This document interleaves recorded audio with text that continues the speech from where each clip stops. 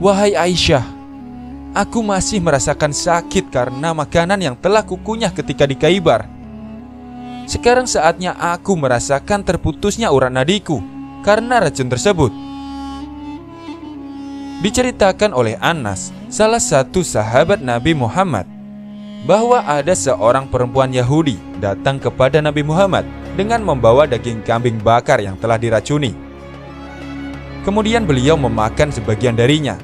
Lalu Nabi Muhammad mengutus seseorang untuk memanggil perempuan yang memberi kambing itu. Dan perempuan itu pun datang. Rasulullah segera bertanya kepadanya tentang hal ini. Perempuan itu pun menjawab, "Saya ingin membunuhmu." Para sahabat berkata, "Perlukah kami membunuh perempuan ini?"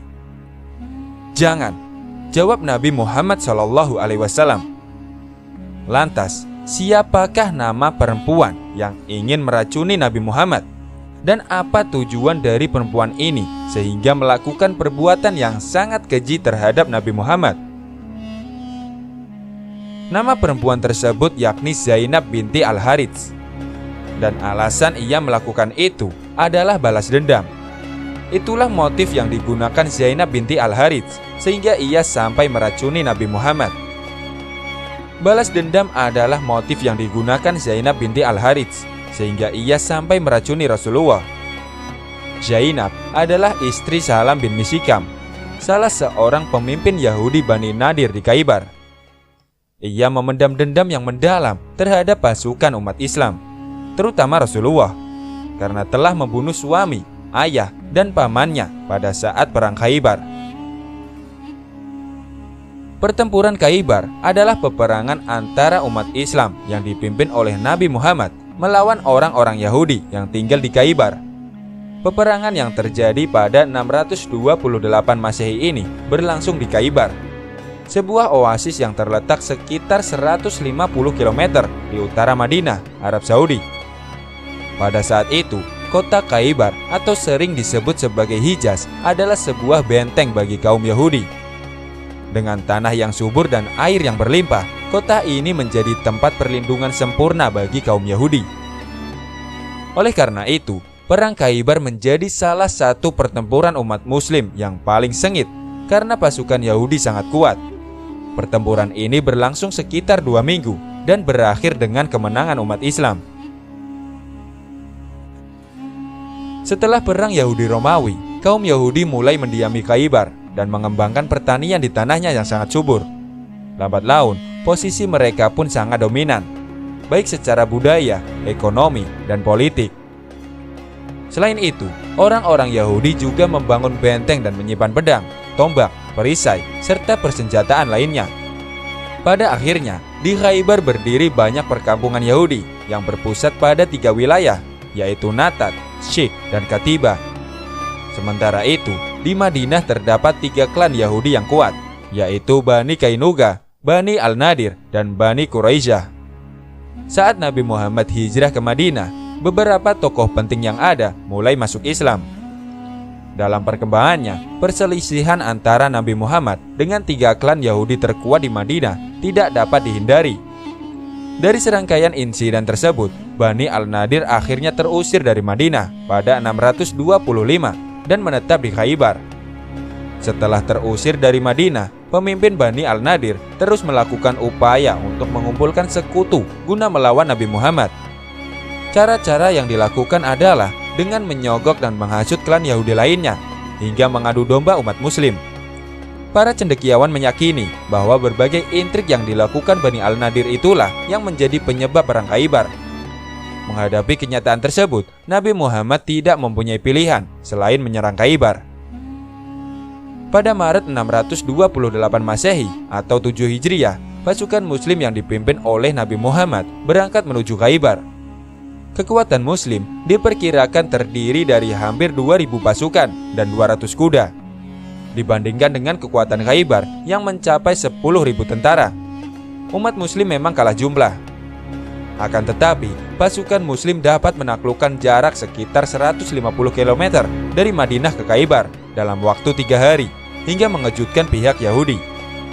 Akibatnya, klan Yahudi di Khaybar gagal membangun pertahanan yang terorganisir dan terpusat.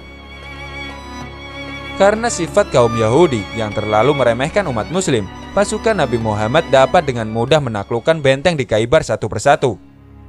Kendati demikian, pertahanan Yahudi belum sepenuhnya berhasil ditembus oleh umat Muslim. Bahkan komandan pasukan Yahudi sempat diganti beberapa kali karena gugur dalam pertempuran. Lamanya perang Khaybar mencapai 2 pekan dan pertempuran baru berakhir saat kaum Yahudi menyerah karena kedudukannya semakin terdesak. Pertempuran Khaybar menelan 93 korban jiwa dari pihak Yahudi dan 15 orang umat Islam. Setelah pertempuran diakhiri, Nabi Muhammad dan kaum Yahudi membuat sebuah kesepakatan. Dalam kesepakatan tersebut, orang-orang Yahudi harus meninggalkan Khaybar dan menyerahkan kekayaan mereka. Sementara itu, Nabi Muhammad berjanji akan menghentikan peperangan dan tidak menyakiti orang Yahudi. Setelah Khaybar ditaklukkan, orang-orang Fadak meminta untuk diperlakukan dengan lunak sebagai imbalan dari penyerahan diri mereka. Dengan penaklukan kaum Yahudi di Khaybar, pengaruh Islam di Madinah pun semakin kuat. Zainab binti Al-Harits adalah salah satu Yahudi Khaybar yang tidak terima dengan hasil perang Khaybar. Ia tidak rela dengan kaum Muslim karena telah membunuh orang-orang terkasihnya. Ia mencari berbagai macam cara untuk membalas dendam dan membunuh Rasulullah, pimpinan tertinggi kaum Muslim. Dikutip dari buku Para Penentang Muhammad SAW, Zainab binti Al-Harits mulai melancarkan rencananya setelah perundingan damai dijalankan dan kaum Muslim masih berada di Khaybar. Mula-mula ia bertanya kepada salah seorang sahabat perihal makanan kesukaan Rasulullah. Setelah mengetahui bahwa makanan kesukaan Rasulullah adalah bagian dada depan dan pundak domba, Zainab kemudian menyiapkan hidangan domba panggang dan menaburinya dengan racun yang paling mematikan. Domba panggang itu kemudian diberikan kepada Rasulullah pada petang hari, selepas sang Nabi selesai menunaikan sholat maghrib. Awalnya, Rasulullah ragu, namun Zainab meyakinkan bahwa domba panggang itu adalah hadiah, bukan sedekah. Lalu, Rasulullah menerima tanpa ada kecurigaan sedikitpun. Rasulullah bersama para sahabat memakan domba panggang tersebut dengan lahap. Hingga ketika hendak menyantap bagian paha depan, Rasulullah baru menyadari kalau hidangan itu mengandung racun setelah melihat kaki domba. Riwayat lain menyebutkan bahwa Rasulullah diberitahu oleh tulang domba yang berada di tangannya setelah mendapatkan wahyu Allah kalau makanan itu beracun.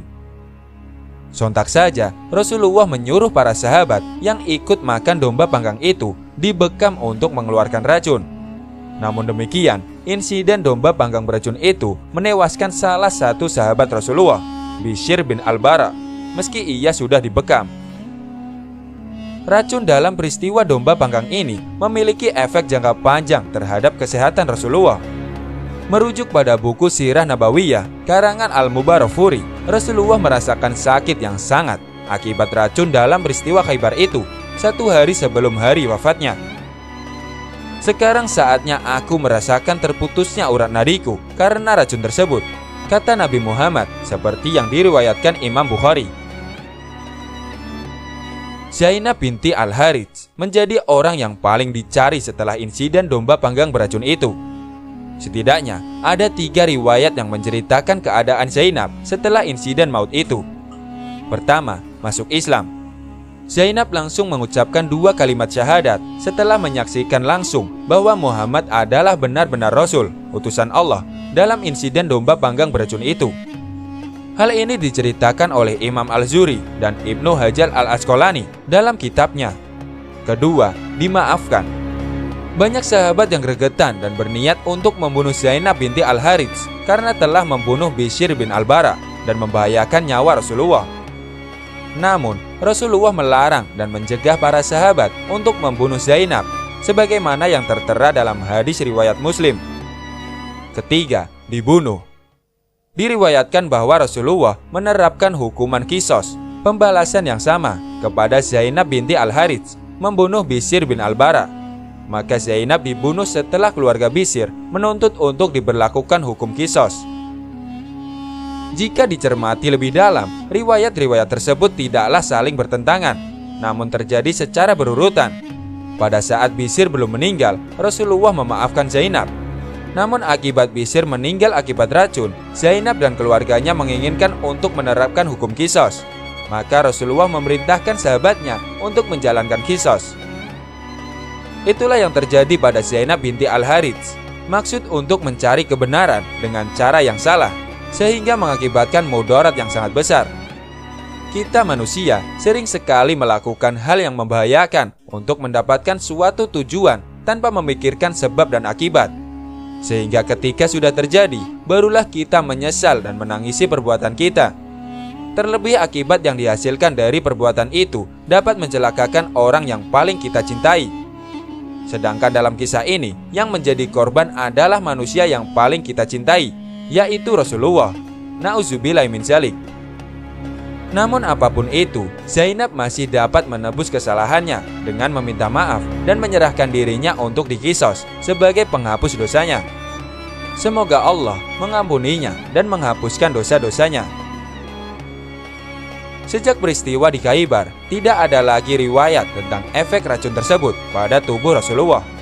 Bahkan hingga beliau sakit beberapa hari sebelum wafat. Namun sehari sebelum Allah memanggilnya, kepada Aisyah Nabi menceritakan rasa sakit yang hebat sebagai dampak dari racun tersebut. "Wahai Aisyah, aku masih merasakan sakit karena makanan yang telah kukunyah ketika di Khaibar. Sekarang saatnya aku merasakan terputusnya urat nadiku karena racun tersebut," kata Nabi Muhammad SAW, seperti diriwayatkan oleh Imam Al-Bukhari. Efek racun yang masih terasa sampai akhir hayat Rasulullah membuktikan bahwa beliau adalah seorang nabi dari kalangan manusia biasa, bukan tercipta dari malaikat yang memang dipilih oleh Allah dan juga merasakan sakit seperti manusia pada umumnya. Beliau tidak kebal dan juga pernah terluka dalam peperangan. Sekian, wassalamualaikum warahmatullahi wabarakatuh.